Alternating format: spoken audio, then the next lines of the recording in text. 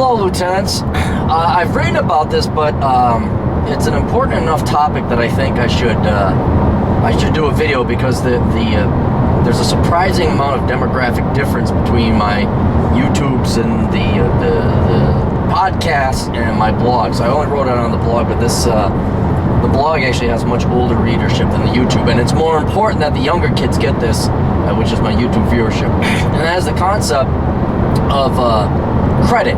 Now, your credit score, everyone worries about the credit score. Oh, how do I get credit? What if I need credit? Well, here's a completely new and revolutionary idea. Fuck credit, right?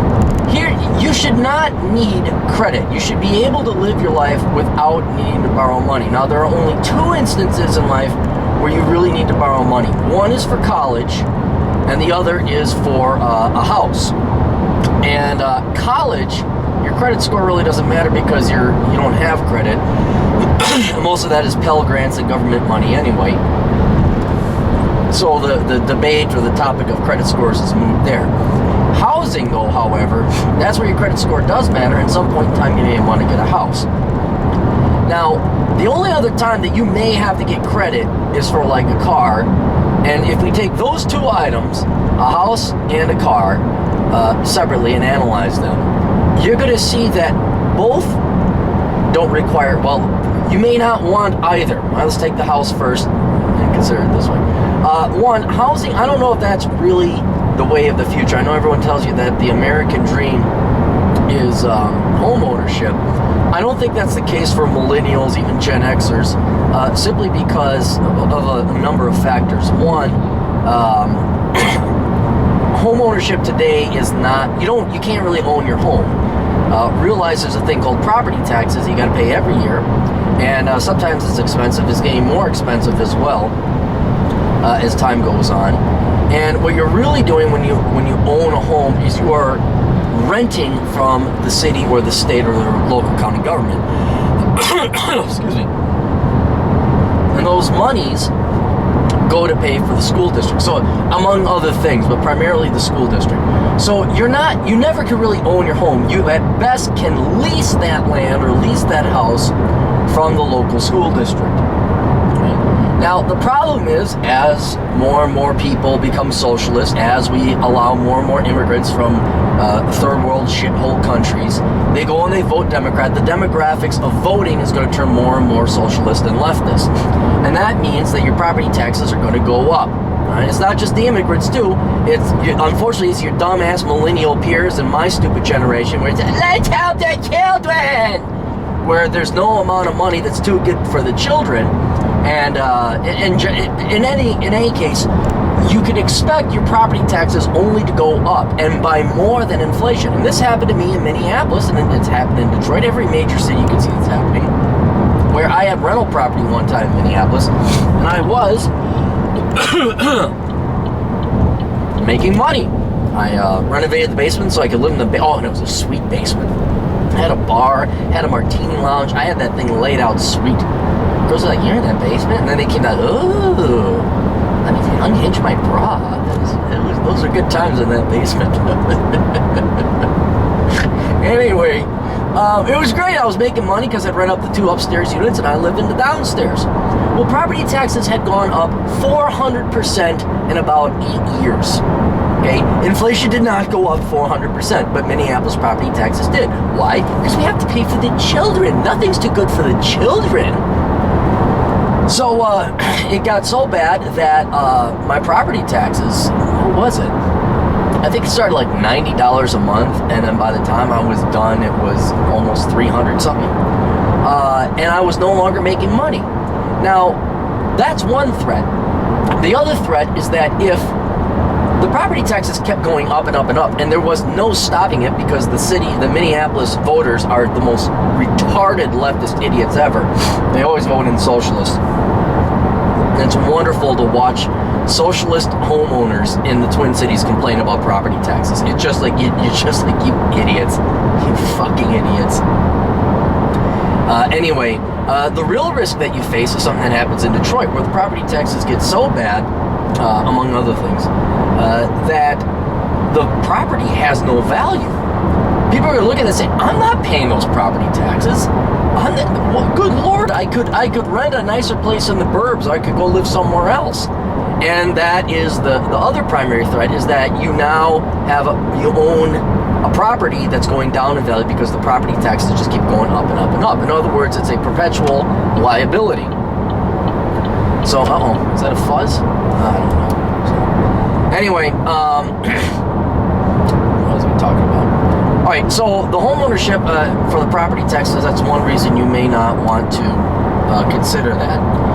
Another reason with the property tax, or with the home ownership, why you may not want that is because, it's not a cop, it's just a guy. I hate it when they got the ski rack. She's like, is that a cop? No, it's just a guy from Utah that likes to go skiing. The other thing is, I don't think your generation, or let alone my generation, has the employment stability to even commit to a 30 or 15-year mortgage or home ownership. And I also don't think that the economy provides jobs that are stable and localized enough that it would legitimize staying in one place for that long. I think the economy in the future is going to be much more dynamic. It's going to be much less stable. And therefore, you're never going to have the stable income to afford a house paying, was it 360 payments? Is that, it's 30 times 12. Yeah, 360 payments of a 30-year mortgage consistently. It's too much of a risk. On top of it, they're going to have you move. I don't know anyone that stayed in their house for more than like 5 years. I have, because I was stupid, and if I was to do it again, I would move. I would never, telling my younger self, I'd say, get out of Minnesota, go out west, go live in a bunch of different places. But your career is also going to be like that. So I don't believe you should. It's going to be too much of a pain in the ass to own a home. You should have as minimal stuff as possible. You should be able to live in a studio apartment, and you should be able to leave at a moment's notice. It's not until like you're 40 and you're starting to think, well, not 40, but the only time that you should think about getting a house is like when you are planning on starting a family. And even then, I'd say rent a home, because again, your job is not going to be stable. This is not 1947 where you got those stupid, reliable waspy type people in office, and there's still 4.2% average economic growth and reliable employers. I mean, you got it's just shit. We got half the growth we did back then. And anyway, economics aside. So there's no reason to own a home. Now, the second thing is a car. I've already done a video on this. You don't buy a car new. You should only pay cash for your cars. Okay? That's the only reason you should, the only way you should buy a car. You don't need fancy cars. Everyone says, we need a reliable car. Everyone gave me shit for buying the crappiest cars. And you know what? Learning how to fix them made sure they were just as reliable. And I always had two cars in case one broke down. And people gave me the most amount of shit ever. And you know what? I don't think I've spent more than $3,000 on a car. I think I bought my most recent car for $3,500. Old beat up Kia, salvaged Kia. And it was a great deal. It was wonderful. And I fixed it up and all that. And I've never borrowed money for a car. I've always paid cash. You can find cheap, reliable cars, and you should be able to pay cash for them, even on a very low salary. Hell, I got one for $500. Oh, the donk was great. Old cop car, Chevy Caprice Classic, $500. Huge seats that I did not avail myself of. And yeah, it was ugly. Girls didn't like it. Blah blah blah. So what? Tough shit. I never had to worry about getting a car. Now, you take those two things out of your personal finances. You don't need to borrow money.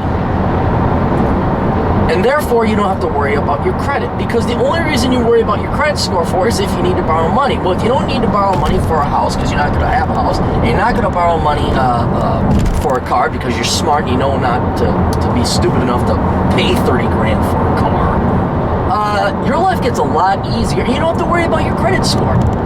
Matter of fact, you see, the only debt that I have is my mortgage, and I actually have kind of marginal credit, and not because I've never paid my loans or anything. I've always paid my loans. I've never missed a payment.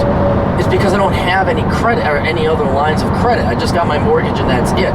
It's amazing how hard it is to get refinanced when I think I got like a 650. It's a very low credit score because I don't have a ton of credit card debts and I don't have a car loan and all this other stuff. My other buddy, who's nearly insolvent, he's got a credit score of 825 because he has like 5 mortgages and a car loan and all this other stuff.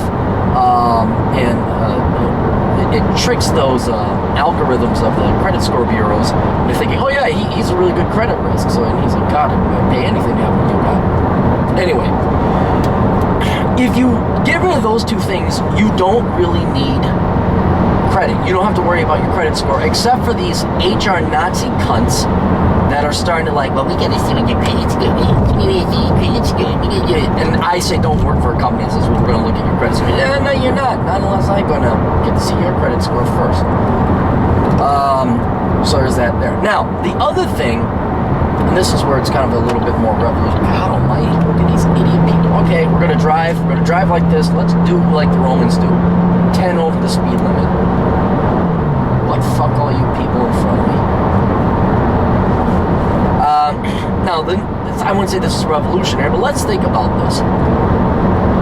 If you don't have any use for credit, you never need to borrow money, are you ever going to run into financial problems?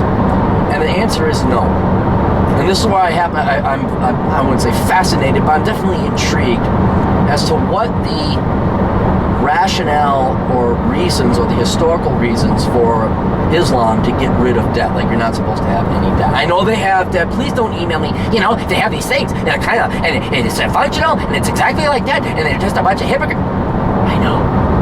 I'm just saying what brought about Muhammad and those genuine practitioners of Islam. What was the economic reason behind no debt? Because it's a brilliant. I understand it would be extreme, like saying, well, you can't drink. Okay, well, really you can't drink, and really you can't have that in any situation. Fine, I understand that, but here's my point. Imagine a life without debt. If you just got rid and you never took on any debt, you never put yourself in the position of having debt. It is impossible for you to have financial problems unless you get health issues. I understand that. But if you don't have debt, that's the only thing that could cause you problems. If you go into bankruptcy, by definition, that means your debts outweigh your assets and your ability to pay them off. Don't go into debt in the first place. Now, I know this is very hard for women because debt and finances and math is really tough, I know. And by gosh, you need that credit card and you have to buy those shoes. Oh my goodness. I'm not even going to address women because that's a whole psychological problem that women have with spending. I'm talking for, this is primarily for the men. We'll talk about the women later.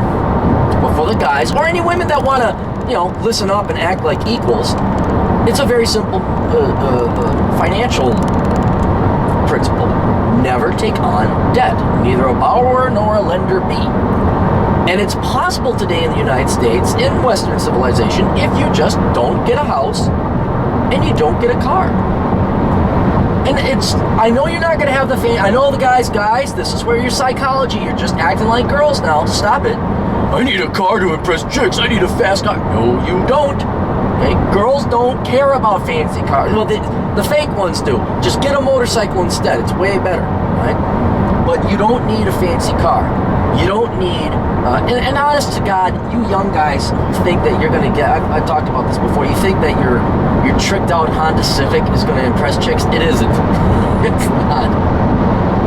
Ooh, we got a tricked out Subaru. Ooh. Yeah, the 25-year-old hottie that lives over in Waizese doesn't know that your tricked out Subaru is only like what, $23,000 car. Meanwhile, she's getting hit on by the investment banker that drives the Mercedes S-Class. Yeah, she doesn't know the S-Class outranks your Subaru there.